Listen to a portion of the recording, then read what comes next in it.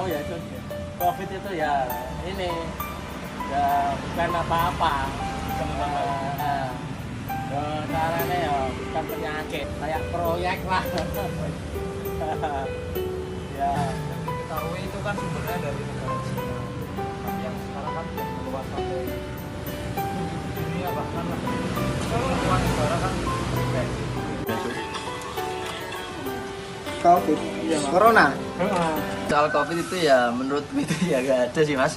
Soalnya masih santai-santai di rumah gini. Itu kan cuma jadi permasalahan masyarakat aja. Kalau menurut saya pribadi sih ya gak ada lah. Masih santai-santai gini. Oh, santai-santai aja. sekarang sudah ada di sini terus bikin para pedagang itu sedikit kesulitan untuk mencari pangannya.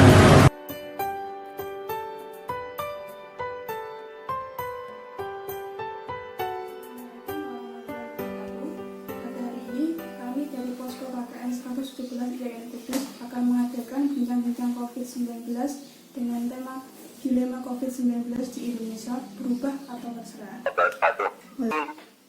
Dengan pandemi seperti ini, dilemanya kita lalu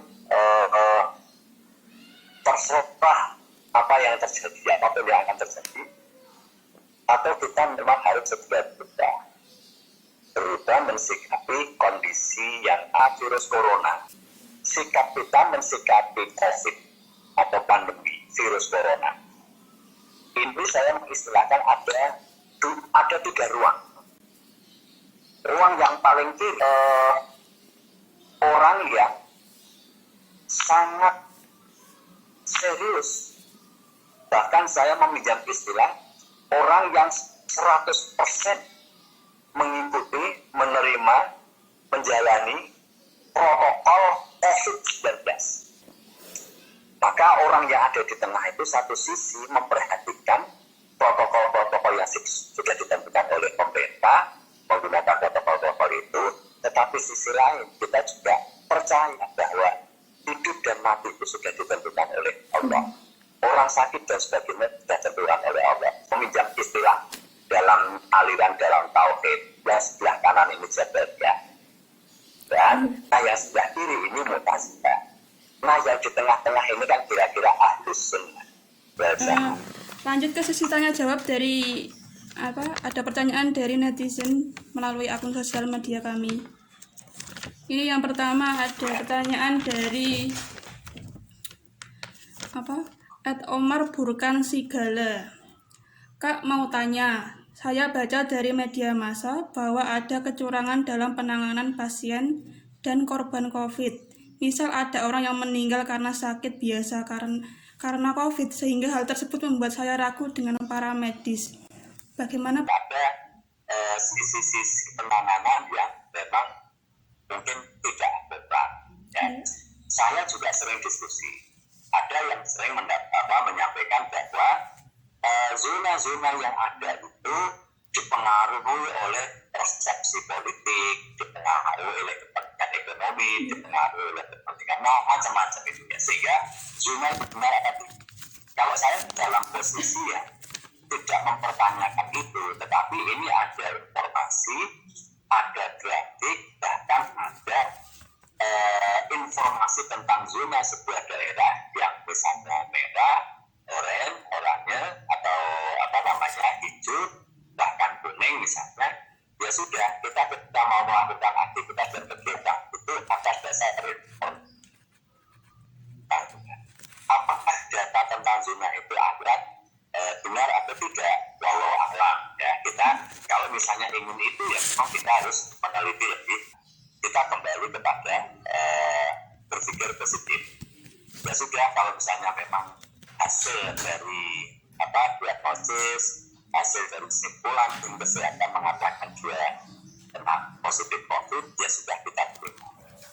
Karena kalau misalnya tidak terima, bahkan hubungan saya kemarin ada teman-teman yang COVID apa, virus corona itu apa? Terus sebenarnya lalu sapi-apian sampean ada tak war karo wong sing jam kena COVID positif, mau nggak? Itu satu. Kok dadak luru, apa lah enggak, katanya kan orang COVID.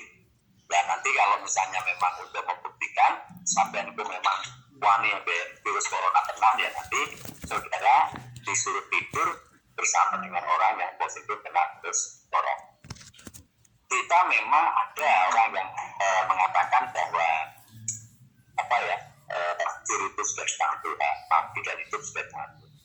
Dan kode-kode berpikir seperti itu yang berbaca saudara tinggi atau turun tengah wangi dan tengah ratan dan sebagainya. Ada orang jatah yang mati kan sudah mati, tapi berani tidak melakukan itu. Kira-kira kan ya tidak, kan itu bagi saya. Terus ini ada lagi Pak pertanyaan dari netizen yang kedua, dari @zerika Putri. Apakah benar rapid test hanya dijadikan bisnis oleh oknum yang tidak bertanggung jawab? Dan bagaimana pemerintah dalam menanggapi hal tersebut?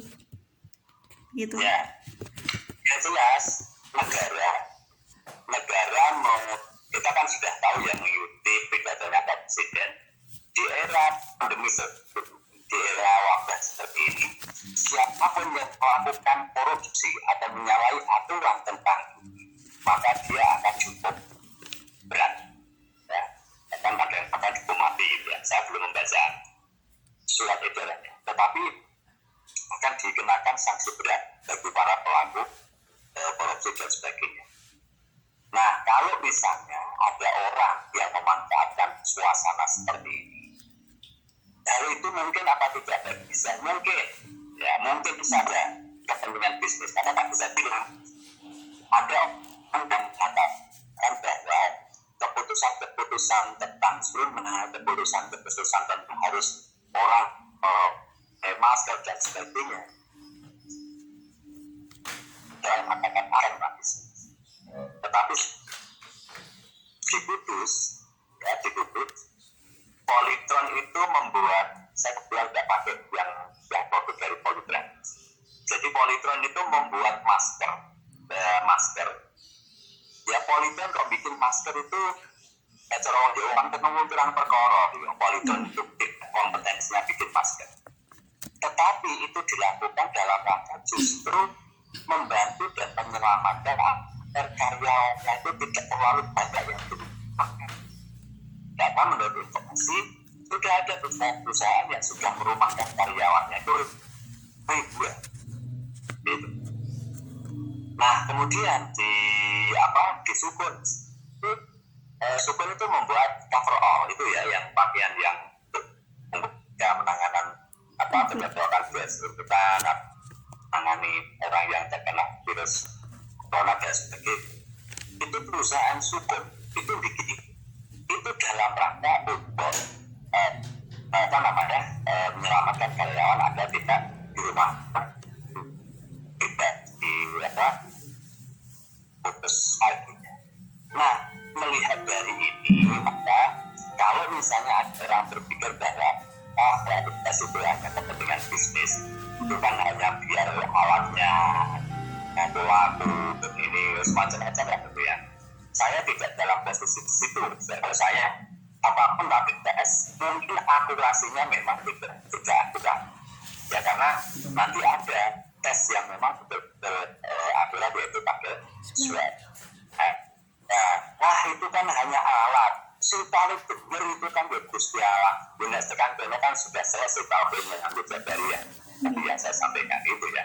Jadi menurut saya keraguan-keraguan yang seperti ditanyakan barusan itu bisa saja ya seperti itu. Tetapi ketika memang prosedurnya orang agar kita tahu dia terkena COVID atau tidak, terjangkit virus corona atau tidak, ya prosedurnya pakai tes. Kalau kita yang dia tidak usah rapid test, tidak usah swab, maka mari kita jaga fisik, jarak, senantiasa gunakan masker, selalu menjaga kebersihan, makan yang bergizi, senantiasa minum vitamin C dan sebagainya, olahraga yang cukup. Insya Allah kalau kita seperti itu, maka imunitas kita akan baik. Jadi orang usah ngambil rapid test, tapi jangan-jangan yang kebetulan alhamdulillah imunitas kita bagus, tetapi di dalam kita ada virus corona yang nanti bisa menularkan kepada orang lain. Yang nanti saya kasih tahu Ini pertanyaan yang terakhir ya Pak.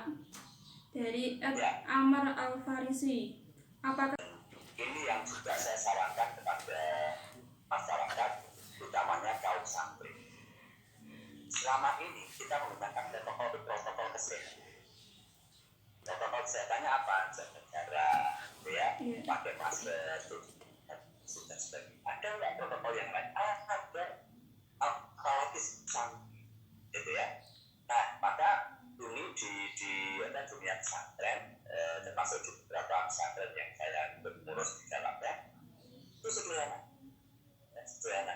Satu, kita bisa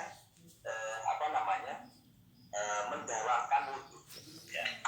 Dawakan wudhu tahu ya? Saya bisa ya. Dawakan wudhu. Apa itu Pak? Wudhu tanpa jeda. Jadi kalau kita tahu wudhu lah, jika protokol santri itu apa? Dalam ya, bahwa tadarus Quran, bersolawat ya. Tetapi dalam konteks COVID ini, bahkan para ulama, para kiai, para sepuh, ada yang kemudian menganjurkan untuk senantiasa membaca sholawat itu dulu. Apa enggak bisa? Gimana Pak? Sholawat itu dulu. Apa enggak? Enggak apa ya? Ya, nanti coba di download ya, sholawat itu dulu. Nah, artinya apa? Kita sebagai santri, apa cara yang ampuh apa? Kita dalam dulu dan senantiasa membaca sholawat dulu. Allahumma sholli wa sallim ala sayyidina Muhammadin dulu wa dawaiha wa afiatil adbani wa syufa'iha. Itu ya. Terus Pak. wa nurul absari dan jadiha wa ala alihi wa sahbihi wasallam.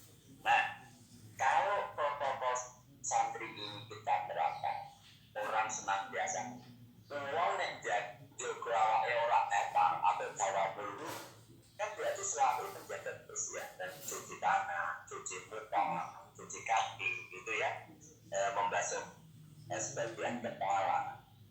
Jangan sampai kita dalam keadaan netang. Resono dikejar sholawat dulu. Tapi lagi ke protokol kesehatannya tetap harus dilakukan, ya, jaga kebersihan, yang sehat, makanan yang bergizi, berprotein, tidak sebentar.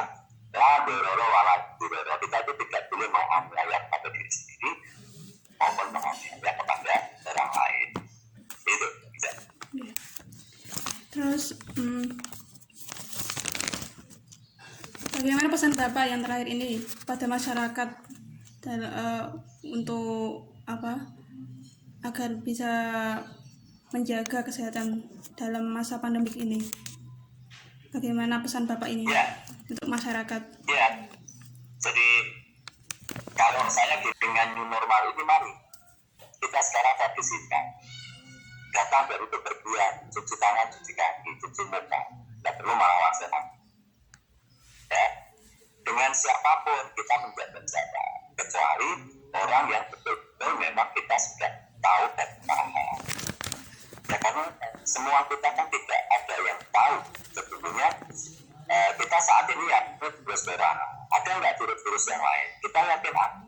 Nah, ketika kita biasa menjaga diri, menjaga jarak, itu tidak hanya kita ingin aman dari orang lain, kita juga memberi kepastian keamanan orang lain. Jadi hidup nyaman, memberikan dan kebahagiaan kepada ya. Jadi pesan saya, mari kita menghadapi dan memasuki new normal ini tidak merasa galau, tidak rasa takut, tidak marah dan sebagainya. Kehidupan ini kita jalani biasa saja. Dan teman-teman tidak usah khawatir kalau sementara ini tidak bersalaman. Saya kira jadi wong muslim, masa wong ora salaman tok dadi muslim. Ora salaman tangani tapi hatinya senantiasa saling menjaga. Itu menurut saya lebih bersalaman. Karena ya tadi loh kan, aku tidak ngerti, sopo ngerti aku termasuk OTG, orang tanpa gejala. Sehingga aku tidak salah itu dalam rangka menyelamatkan dan membuat mereka itu. Ya, sehingga pesan seperti ini nanti mari kita sampaikan ke masyarakat, kepada halayak ramai dan jangan kemudian yang fatalisme tadi di sebelah kanan, ya, koyorati akibat dan sebagainya. Tapi ya jangan terlalu orang itu anggur krungu corona langsung buang waktu anjing kabeh. Terus kena kok Bunda, ini saya mau nganter ini loh, Mbak, dekat. Terus aku kok latarnya aku tak jibuke lah, itu menurut saya itu kan terlalu berlebihan. Akhiri ya Pak acara pada hari ini. Terima kasih Pak Ihsan telah mengisi acara pada bincang-bincang COVID kita. Semoga apa yang disampaikan oleh panjenengan bermanfaat untuk masyarakat luas. Ya. Assalamualaikum warahmatullahi wabarakatuh. Waalaikumsalam warahmatullahi wabarakatuh.